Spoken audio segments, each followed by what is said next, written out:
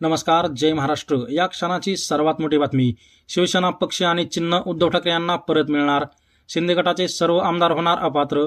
काय आहे सविस्तर बातमी आपण पाहू. त्या अगोदर तुम्ही चॅनेलवरती नवीन असाल तर अशाच बातम्यांसाठी आताच आपल्या चॅनेलला सबस्क्राईब करा. शिवसेना आमदार अपात्रता प्रकरणी राहुल नार्वेकरांनी दिलेल्या निर्णयाविरोधात ठाकरे गटाने सुप्रीम कोर्टात याचिका दाखल केली होती आणि या याचिकेवर 19 जुलैला सुप्रीम कोर्टात सुनावणी होण्याची शक्यता आहे. राहुल नार्वेकरांनी एकनाथ शिंदे यांच्यासोबत गेलेल्या आमदारांना अपात्र केले नाही त्याविरोधात ठाकरे गटाकडून याचिका दाखल करण्यात आली होती आणि याच पार्श्वभूमीवर शिंदे गटाकडूनही ठाकरे गटाचे आमदार अपात्र केले नाहीत याबाबत याचिका दाखल केली होती. त्यामुळे 19 जुलैला सुप्रीम कोर्ट याबाबत मोठा निर्णय घेण्याची शक्यता आहे.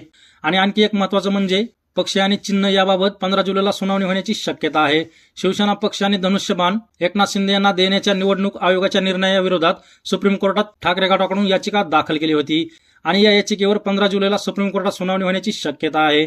त्यामुळे नार्वेकरांनी जरी धनुष्यबाण आणि चिन्ह एकनाथ शिंदे यांना दिलं असेल आणि त्यांना अपात्रही केले नसेल तरी ठाकरेंच्या वकिलांनी केलेल्या युक्तिवादाबाबत विचार करून कोर्टाचा निर्णय बदलू शकतो. कारण की त्यांनी एक महत्त्वाचा युक्तिवाद केला होता आणि तो युक्तिवाद म्हणजे 19 जून 2022 पर्यंत दुसरी शिवसेना अस्तित्वात नव्हती.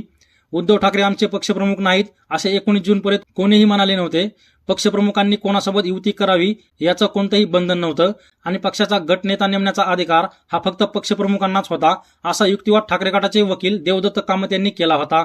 त्यामुळे या सुनावणीत देवदत्त कामत यांनी केलेला युक्तिवाद महत्त्वाचा ठरण्याची शक्यता आहे. तर तुम्हाला काय वाटतं, खरी शिवसेना प्रमुख कोण आहेत आणि शिवसेना पक्ष आणि धनुष्यबाण सुप्रीम कोर्टातून परत उद्धव ठाकरेंना मिळेल की नाही ते तुमचं मत कमेंट बॉक्समध्ये मांडा आणि अशाच राजकीय बातम्यांसाठी आताच आपल्या रय्या महाराष्ट्र या युट्यूब चॅनलला सबस्क्राईब करा.